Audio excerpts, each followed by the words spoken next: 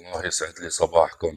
فطور صباحي غير شكل، مكسيكانو ومكوناته فليفلة ودجاج وبهارات وهيك.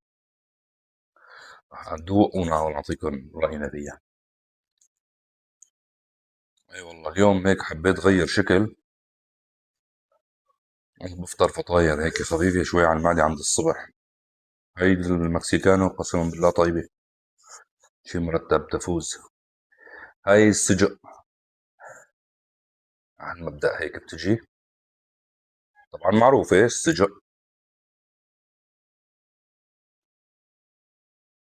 تمام طيبة تفوز.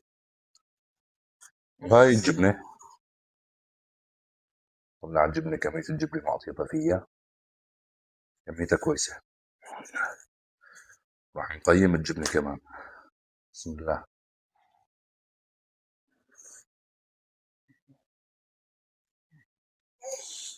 المعدلات بتاخد 10 من 10. وهيدي آخر قطعة من صفة الفطاير.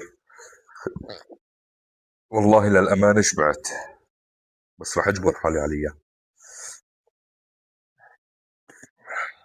بسم الله.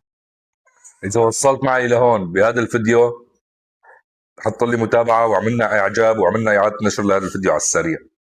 حبايبي متابعيني، كل شعب يتابعنا يحاول بس يدعمنا بالإعادة النشر والإعجابات حتى تقوى هاي الصفحة